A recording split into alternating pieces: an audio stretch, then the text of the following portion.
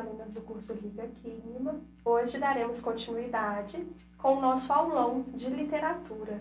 Vamos rever todos os tópicos e movimentos literários do PISM 3. Bom, começamos com o trovadorismo, que é um movimento literário marcado por cantigas líricas, né? Cantigas, pois passa por um período aí medieval, da Idade Média, que aconteceu somente ali na Europa, nos séculos XI e XIV, e eram produções para serem cantadas, para serem ouvidas e passadas, por isso são cantigas. Muitas, né, a população na época não sabia ler, não conseguia ler, então eles ouviam e passavam essas cantigas.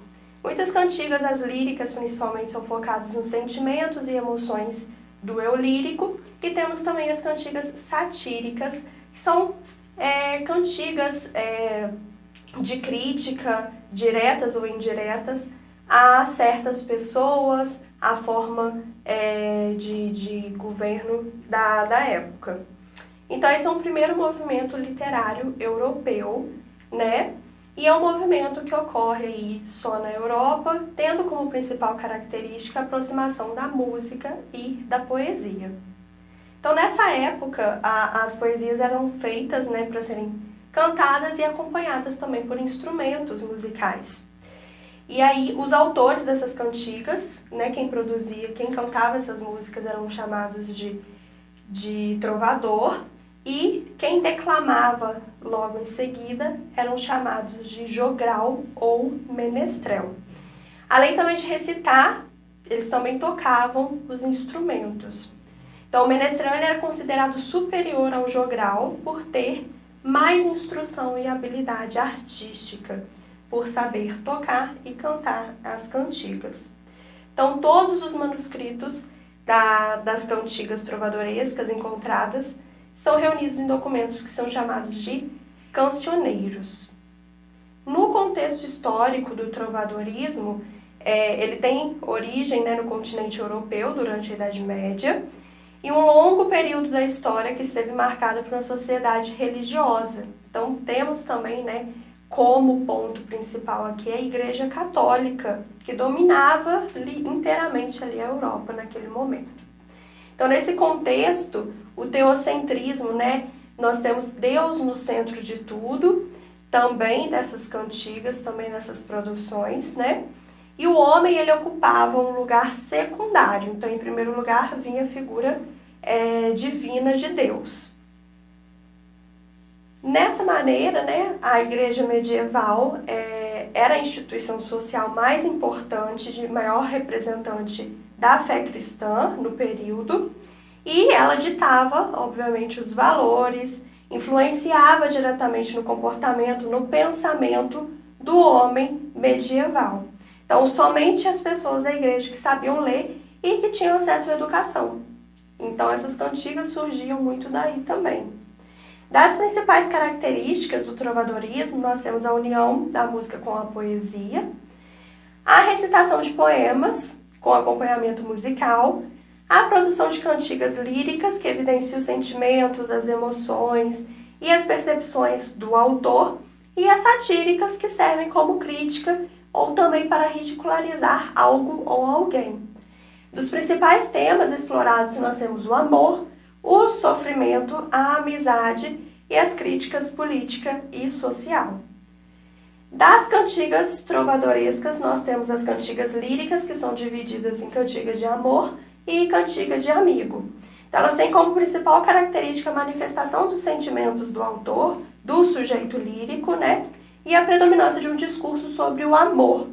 Então, essas cantigas elas são herdeiras da tradição grega também, né?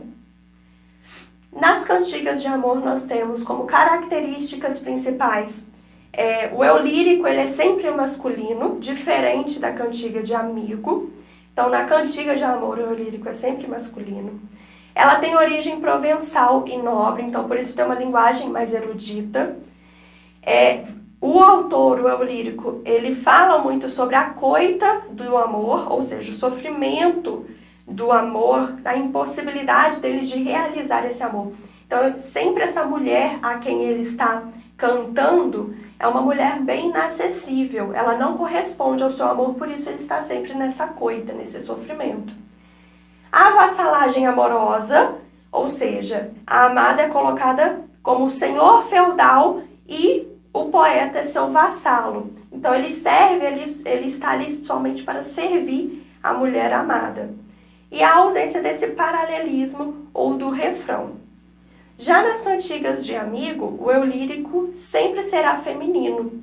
Então ele tem uma origem mais camponesa, mais popular, mais ibérica, por isso sua linguagem é mais simples. Na sua estrutura, né, nós temos marcas como repetições e tem um tom muito confessional. Então a mulher ali nessa figura, esse eu lírico feminino, ela sempre está se dirigindo a Deus ou a uma outra mulher, podendo ser sua mãe, sua irmã ou sua amiga. E também há muito marcado um elemento da natureza. Então esse eu lírico feminino se direciona a Deus ou a uma outra mulher para falar de seus sentimentos, desse amigo, que no caso também seria seu amante, né? Então há a presença também na estrutura do poema, a presença de refrão e esse lamento pela ausência do ser amado que parte para a guerra ou que simplesmente desaparece. Aqui nós temos um exemplo de cantiga de amor. No mundo ninguém se assemelha a mim, enquanto a vida continuar como vai, porque morro por vós e ai. Minha senhora alva e de pele rosadas, quereis que vos retrate, quando eu vos vi sem manto. Então sempre direcionada a essa mulher, essa mulher amada. Maldita seja o dia em que me levantei e então não vos vi feia. E minha senhora, desde aquele dia, ai, tudo me ocorreu muito mal. E a vós, filha de Dom Paio Muniz, parece-vos bem que me presenteis com uma guarvaia, pois eu, minha senhora, como presente, nunca de vós receberá algo, mesmo que de ínfimo valor. Então, mais uma vez, né, ele não tem esse amor correspondido, porém, ele é vassalo, ele é servo dessa senhora a quem ele ama. E aqui um exemplo de cantiga de amigo, onde o eu lírico é feminino, e ela canta aqui, né, a ausência desse amigo, desse ser amado. Ondas do mar de Vigo, acaso vistes meu amigo? Queira Deus que ele venha cedo. Ondas do mar agitado, acaso vistes meu amado? Queira Deus que ele venha cedo. Acaso vistes meu amigo, aquele por quem suspiro? Queira Deus que ele venha cedo. Acaso vistes meu amado, por quem tenho grande cuidado? Queira Deus que ele venha cedo. E agora, as cantigas satíricas de crítica, né? As satíricas são obras poéticas com esse forte teor de crítica social. Então, né, muito comum no mundo boêmio medieval, e é um gênero praticado pelos jograis, esses trovadores que não pertenciam à nobreza. Então, essas cantigas, elas gozam de uma espécie de código, de ética própria, e aí ali é permitido cantar versos que não seriam admitidos em outras situações. Então elas são divididas, né, são produções literárias divididas em dois grupos, as cantigas de escárnio e as cantigas de maldizer. A diferença entre elas é que em muitos casos, em uma delas, essa crítica ela é mais sutil, ela não é tão direta. Então, no caso das cantigas de escárnio, né, há uma predominância de críticas indiretas, enquanto nas cantigas de maldizer, a crítica ela é bem dura, bem rude e bem direta a quem realmente, a algo ou alguém que esse trovador está direcionando, né? Ele cita, na verdade, o nome criticado. Então, um exemplo de cantiga de escárnio, nós temos aí o Ai Dona Feia. Foste vos queixar, porque vos nunca louvo, em meu trobar. Mas ora quero fazer um cantar, em que vos loarei todavia, e verdes como vos quero loar. Dona Feia, velha e sandia, Dona Feia. Se Deus me pardon, e por haverdes tão grande coração. E um exemplo da cantiga de escárnio, que é uma cantiga mais direcionada, que vos eu loe em esta razão, vos quero já loar todavia, e vedes qual será a loação. Dona feia, velha e sandia, dona feia, nunca vos eu loei. Em meu trobar, pero muito trovei. Mas ora já um bom cantar farei, em que vos loarei todavia. E direi-vos que vos loarei, dona feia, velha e sandia. Na de maldizer, nós temos a Maria Perez. Então, o nome já está diretamente citado. Se manifestou no outro dia, cá por muito pecador se sentiu, e logo nosso Senhor prometeu, polo mal em que andou. Que teves em clériga seu poder, polos, pecados que lhe faz fazer o demo, com que ela sempre andou. Então aqui nós temos, né, alguns exemplos dessas cantigas. Elas cantigas se estendem, mas um trechinho que exemplifica a diferença também entre as duas. Nosso próximo movimento, logo aqui seguido ao trovadorismo, é o movimento do humanismo na literatura. Esse é um movimento literário de transição entre o trovadorismo e o classicismo. Então, algumas características de vislumbre desse classicismo começa a surgir no humanismo. Então, ele marca o fim da Idade Média e o início da Idade Moderna na Europa. Então, ele tem um foco, a valorização do homem, enquanto no trovadorismo o foco é a valorização de Deus, aqui a valorização do homem predomina. Então, ele se destaca com as produções em prosa, em crônicas históricas e o teatro, e a poética da poesia palaciana, durante os séculos XV e XVI. Das características do humanismo, nós temos o antropocentrismo, que é um conceito filosófico que ressalta a importância do homem como um ser agente dotado de inteligência, de capacidade crítica também, e avesso a esse teocentrismo que temos com o Deus como no centro de tudo. Então aqui nós temos o homem ao centro de tudo.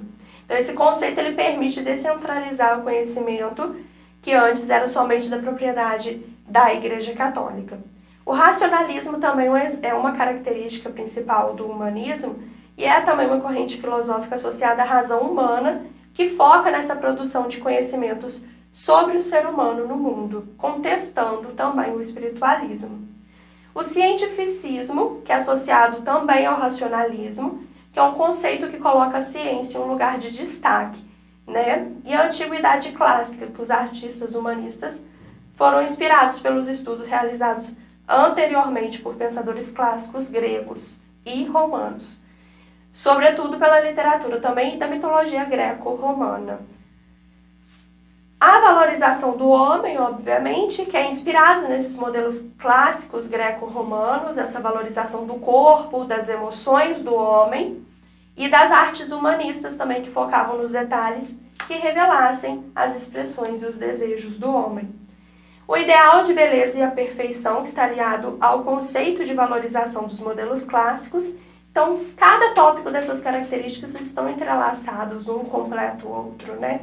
Então, em busca das proporções equilibradas e da beleza perfeita. Dentre os principais autores desse humanismo português estão Gil Vicente, Fernão Lopes e Garcia de Rezende. Então, o Gil Vicente ele é considerado o pai do teatro português. É um autor que escreveu aí diversas peças teatrais, como o chamadas de autos para a época e farsas. E aqui nós temos um trecho do Alto da Barca do Inferno de Gil Vicente, que ele direciona ao diabo, né? Diabo, cavaleiros, vós passais e não perguntais onde is. E aí o primeiro cavaleiro, vós, Satanás, presumis, atentai com quem falais. O segundo cavaleiro, vós que nos demandais, se quer conhecermos bem. Morremos nas partes da além e não queirais saber mais. Diabo, entrai cá, que coisa é essa? E não posso entender isso. E assim segue o diálogo entre o diabo e os cavaleiros de Gil Vicente.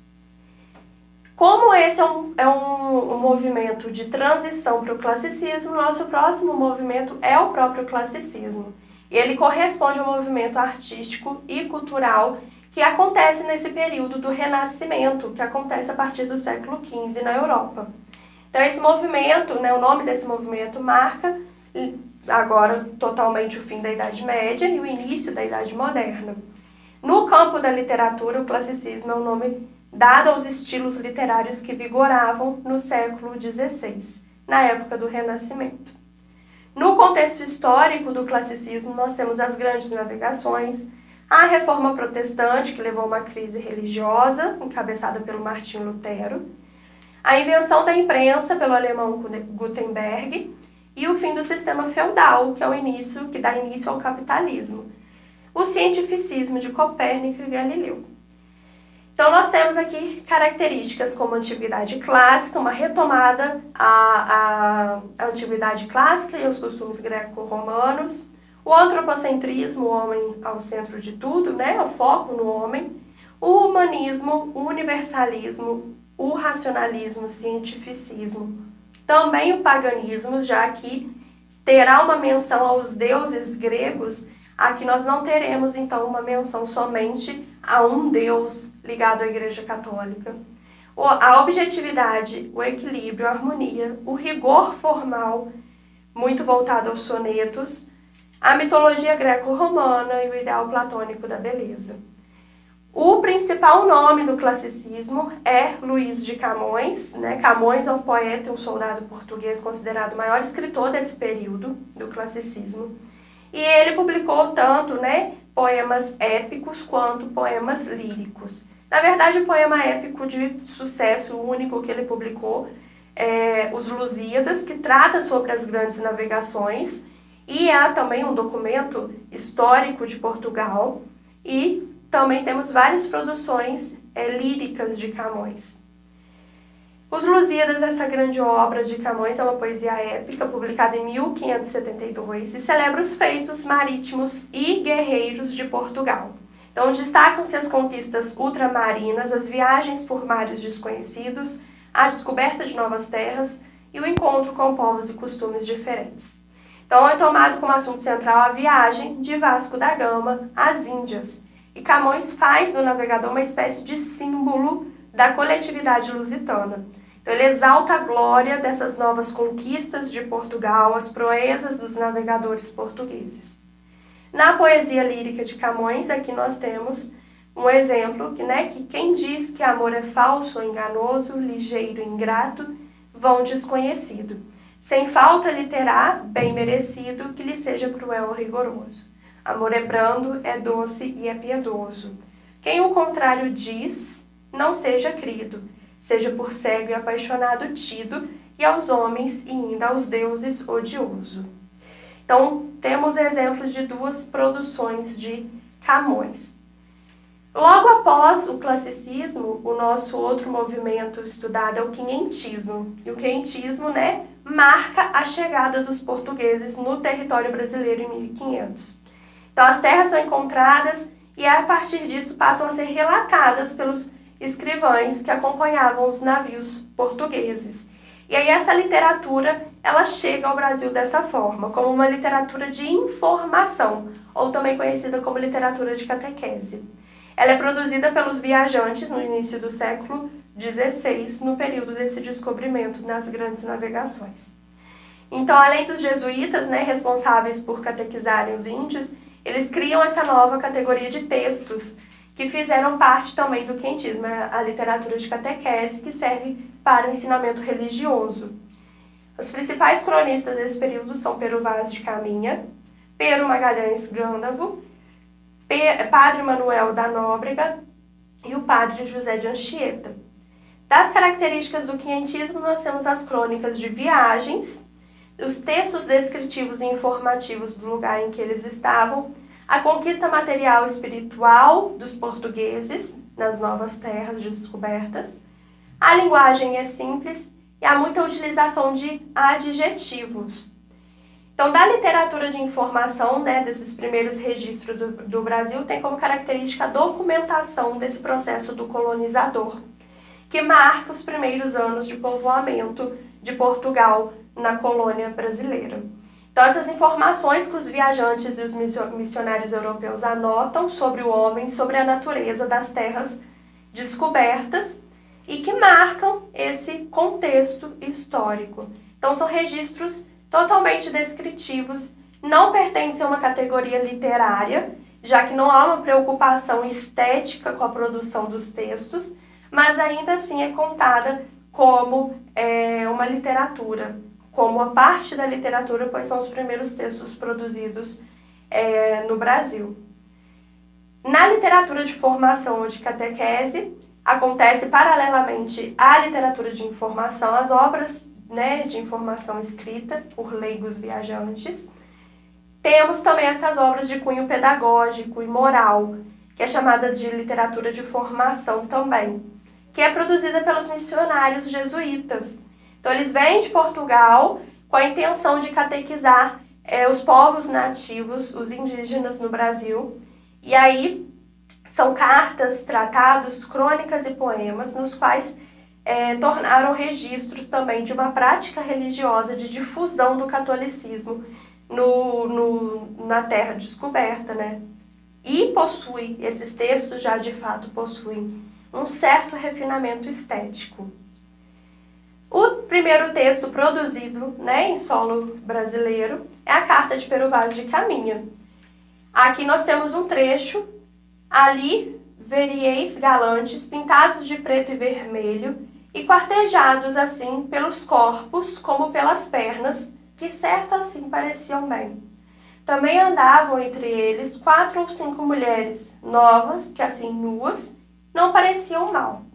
Entre elas andavam uma com uma coxa do joelho até o quadril e a nádega toda tingida daquela tintura preta, que todo o resto da sua cor natural.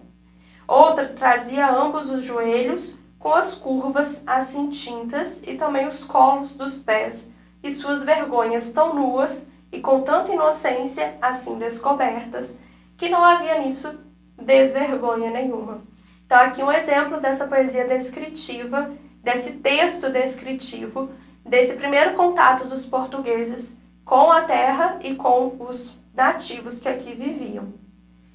Próximo movimento, que aí já abrange o Brasil em si, é o Barroco aqui no Brasil.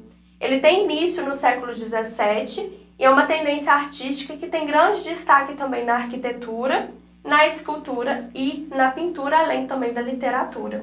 Na literatura, o marco inicial do Barroco é a publicação de Prosopopeia de Bento Teixeira, em 1601. Então, na escultura e na arquitetura, nós temos como nome o Aleijadinho, que foi um dos maiores artistas barrocos brasileiros.